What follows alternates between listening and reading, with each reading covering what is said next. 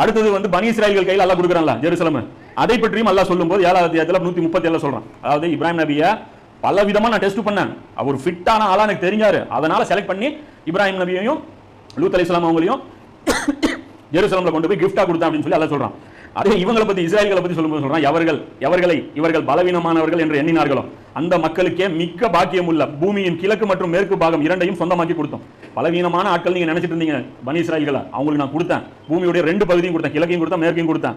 இஸ்ராயலின் சந்ததிகள் ஏன் கொடுத்தேன்னு சொல்லும்போது அல்லாஹ் சொல்றான், இஸ்ராயலின் சந்ததிகள் பொறுமையுடன் சகித்து கொண்டிருந்ததின் காரணமாக ஃபிரௌனுடைய அடிமைத்தனத்தை சகிச்சிட்டு இருந்தாங்க, அவங்ககிட்ட பொறுமை இருந்துச்சு. அல்லாஹ் சொல்றான், பொறுமையுடன் சகித்து கொண்டிருந்ததின் காரணமாக இறைவன் கொடுத்த வாக்கு மிக்க நல்ல வாக்குறுதியாகவே இருந்துச்சு அப்படின்னு சொல்லி அல்லாஹ் சொல்றான். அப்போ பொறுமை அல்லாஹ் டெஸ்ட் பண்ணி இந்த மக்களையும் பார்க்கறான். 300-400 வருஷம் உங்களுக்கு சோதனை வைக்கிறான். பரவாயில்ல, இந்த கூட்டம் ரெடி ஆயிருச்சு, இவ்வளவு பெரிய சிரமங்கள்லாம் அடுத்தவன் நசுக்கி ஒருத்தன் வாழ்ந்துட்டு இருந்தா அடுத்த அந்த கஷ்டம் அடுத்தவன் நீங்க கொடுக்க மாட்டீங்களா? புரியுதா? இந்த ஆட்சி அதிகாரம் உங்க கையில வந்துச்சுன்னா நீங்க ஃபிரௌன் மாதிரி நடந்துக்க மாட்டீங்களா? அதுக்காக அல்லாஹ் வந்து தயார் பண்ணி அவங்களை தூய்மைப்படுத்தி கொண்டு போய் அங்க கொடுத்தோம் அப்படின்னு சொல்லி 7வது அத்தியாயத்தில் 137 சொல்றான். அதே மாதிரி இன்னொரு இடத்துலயும் அல்லாஹ் சொல்றான் பாருங்க, 21-105 அல்லாஹ் சொல்றான், நிச்சயமாக அந்த ஜபூர் வேதத்தில் நல்ல உபதேசங்களுக்கு பின்னர் எழுதியிருக்கிறோம், அந்த பூமியை என்னுடைய அடியார்களில் நல்ல நடத்தையுடையவர்கள் தான் வாரிசாவார்கள். அப்போ நல்ல நடத்தைங்கிறது யாருக்கு இருக்கோ அவங்களுக்கு தான் அந்த பூமியுடைய வாரிசு கிடைக்கும் அப்படின்னு சொல்லி அல்லாஹ் சொல்றான். இப்போ நல்ல நடத்தை யாருக்கு இருக்கோ, யார் சகிச்சுக்கிட்டாங்களோ, அல்லாஹ்வுக்காக தியாகம் பண்ண வர்றாங்களோ அந்த மாதிரி ஆள்களுக்கு கிஃப்டா நான் இந்த பூமியை கொடுப்பேன்னு சொல்லி ஜபூர் வேதத்தில் நான் ஃபிக்ஸட் பண்ணிட்டேன். ஸோ வந்தவங்க போனவங்க கையெல்லாம் நான் தரமாட்டேன் அப்படின்னு சொல்லி அல்லாஹ் இந்த வந்து சொல்லிட்டேன். இந்த ரூல்ஸ் ரொம்ப முக்கியம், ஏன்னா இன்னைக்கு இஸ்ரேலுடைய நடவடிக்கைகளுக்கு இது ரொம்ப முக்கியம். ஏன்னா இன்னைக்கு இவ்வளோ கொழுப்பு பண்ணிட்டு அவங்க வாங்கி வச்சுட்டு இருக்காங்க. இதெல்லாம் யாரு பண்ணாங்கிறதா கேமு.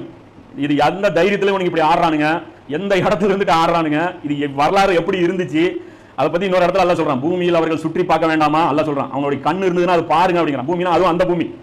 இப்போ இருக்கிற இஸ்ரேல் யூதர்களுக்காக இறங்கப்பட்ட வசனம் அது. இப்போ இஸ்ரேல்கள் பொருந்தும். இப்போ இஸ்ரேல்கள் போய் பாருங்க, அவங்க அப்பா அம்பாட்டன் ரத்த ஆறிங்களாண்ட நான் ஓட வச்சேன், இந்த இடத்துல வந்துட்டு நீங்க விபச்சாரம் எப்படி இருக்கு தெரியுங்களா? இஸ்ரேல்ல இவ்வளவு நம்மகிட்ட சண்டை போட்டு வாங்குறாங்களா, என்ன பண்ணிட்டு இருக்கான்னு தெரியுமாங்க? அவ்வளோ மோசமான ஒழுக்க கேடுகள்லாம் இங்க ஆரம்பிச்சு வச்சிருக்காங்க. இது நபி ஸல்லல்லாஹு அலைஹி வஸல்லம் அவங்க மதீனாவுக்கு வந்தாங்க இல்லையா, அந்த நேரத்தில் கூட அல்லாஹ் என்ன சொல்றான், இந்த 2 உம்மத்தையும் பொதுவாக வச்சுக்கிட்டு, 2 உம்மத்தும் அங்க இருக்கு, நபி ஸல்லல்லாஹு அலைஹி வஸல்லம் அதாவது இப்ராஹிம் நபியோட இந்த உம்மத்தும் அந்த இடத்துல இருக்கு, அந்த உம்மத்தும் அந்த இடத்துல இருக்கு. அப்போ கூட அல்லாஹ் என்ன சொல்றான், நியூட்ரலா பேசுறான். என்ன சொல்றான், உங்களில் எவர்கள் இறை நம்பிக்கை கொண்டு நற்செயல் புரிந்தீர்களோ அவர்களிடம் அல்லாஹ் வாக்குறுதி அளிக்கிறான். உங்கள யாரு இதுக்கு ரெடி, அல்லாஹ் மேல நம்பிக்கை கொள்ளணும், நல்ல அமல்கள் செய்யணும், இதுல யாரு ரெடி ஆனீங்கனாலும் சரி நான் வாக்குறுதி கொடுக்குறேன். அப்போ அல்லாஹ் சொல்றான், அது என்னவெனில் அவர்களை பூமியில் கலிஃபா வாக்குவேன். பூமியில் என்ன ஆக்குறான், பிரதிநிதியா. எந்த பூமி?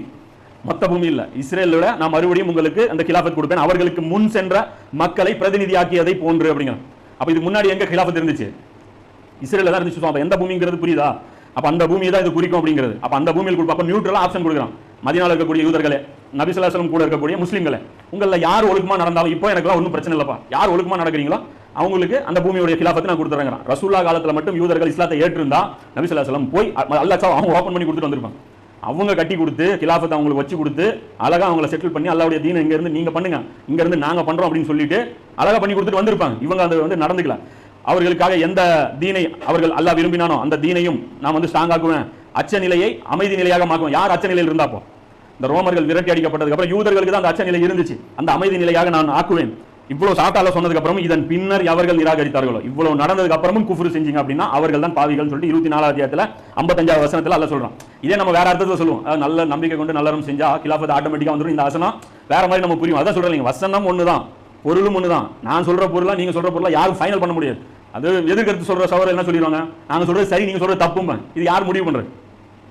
யார் முடிவு பண்றது? இந்த வசனத்தை இந்த ஆங்கிள் தான் பார்க்கணும், அந்த ஆங்கிள் தான் பார்க்கணும். அவங்க தான். அதாவது அல்லாஹ் அவங்க அந்த ஈமான் அடிப்படையில் வச்சு பார்த்தீங்கன்னா அது புரியும்.